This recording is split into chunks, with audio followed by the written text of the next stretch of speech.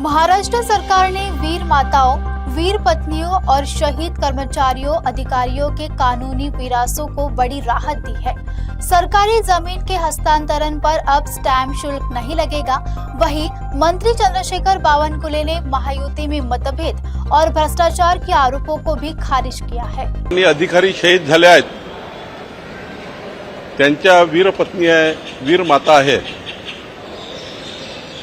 आणि कायदेशीर वारसदार आहेत। त्यांना सरकारच्या आम्ही जमिनी देतो कसण्याकरता, वाहण्याकरता, शेतीकरता। या जमिनीवर यापूर्वी मुद्रांक शुल्क लागायचे। सरकारची जमीन ट्रान्सफर करायची असेल तर वीर मातांना, वीर पत्नींना मुद्रांक शुल्क द्यावं लागत होतं। पण माननीय मुख्यमंत्री देवेंद्र फडणवीसजी यांची सूचना होती की हे माफ केलं पाहिजे। महसूल खात्याने हा निर्णय घेतला आणि परवाच्या मंत्रिमंडळ बैठकीमध्ये आता वीर माता, वीर पत्नी आणि शहीद कर्मचारी अधिकाऱ्यांच्या परिवारातील कुठल्याही वारसदारांना स्टॅम्प ड्युटी लागणार नाही, मुद्रांक शुल्क लागणार नाही, असा निर्णय सरकारने घेतला आहे। आमचे मुख्यमंत्री देवेंद्र फडणवीसजी आदर्श मुख्यमंत्री आहेत। माननीय पंतप्रधान नरेंद्र मोदींच्या आव्हानाला साथ घालून माननीय देवेंद्र फडणवीसजी कॉमर्शियल फ्लाईटनी, प्रवासी फ्लाईटनी दौरा करताय, प्रवासी फ्लाईटनी ये जा करताय। त्यांनी प्रायव्हेट फ्लाईट वापरलं नाही, हे आमच्याकरता आदर्श आहे।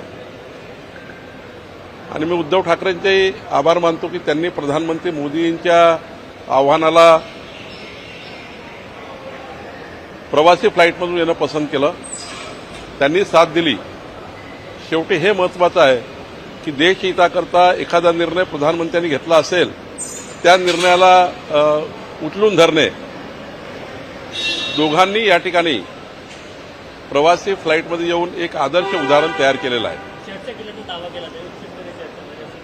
नाही, चर्चा तर फ्लाईटमध्ये बसल्यावर होत असतं, काही पारिवारिक होतं, कौटुंबिक होतं। प्रत्येक वेळी काही राजकारणाची चर्चा होत नाही आणि विमानात तर बिलकुल होत नाही, कारण विमानात इतके लोक ऐकणारे असतात की त्या ठिकाणी काय राजकीय चर्चा करणार आहे। नाही, संजय राऊत साहेब आमचे मित्र आहेत, ते काही बोलले असतील तरी माझं आयुष्य हे भारतीय जनता पार्टीला समर्पित आहे। 35 वर्षाचा प्रवास झाला आहे, जिना या मरणा या, त्यामुळं त्यांनी उपरोधिक बोलले असतील। विश्वास नागरे पाटील साहेबांनी जे काही भाष्य केलं आहे, मला वाटतं एक आदर्श संस्कार संस्कृती असलेला आणि या मजबूत भारताला ज्या संघाने देशगौरव दिला आहे, आमच्या देशाचा मजबूत कणा संघ आहे, त्याबद्दल जर चांगले उद्गार काढले असतील तर मला वाटतं राज ठाकरेजी असतील किंवा अजून कोणी असतील यांनी वेगळा विचार किंवा वेगळं पाहण्याची गरज नाही। यापूर्वीच या विषयावर प्रताप सरनाईकजीशी वारंवार बोललो आहे।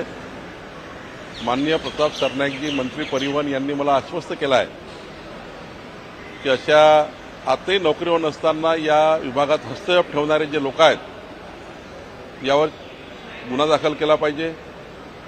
केंद्र आणि राज्याच्या उच्चस्तरीय यंत्रणेमार्फत या व्यक्तीची चौकशी केली पाहिजे।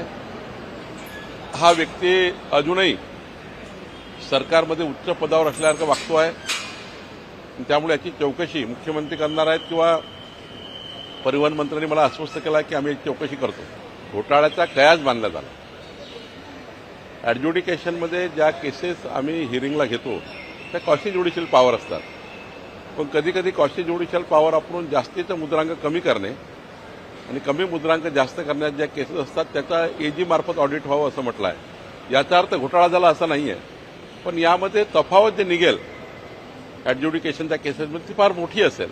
ही तफावत आहे, भ्रष्टाचार नाही आहे, ही तफावत आहे आणि त्यामुळे कुठे घेऊन जाणं काही अर्थ नाही।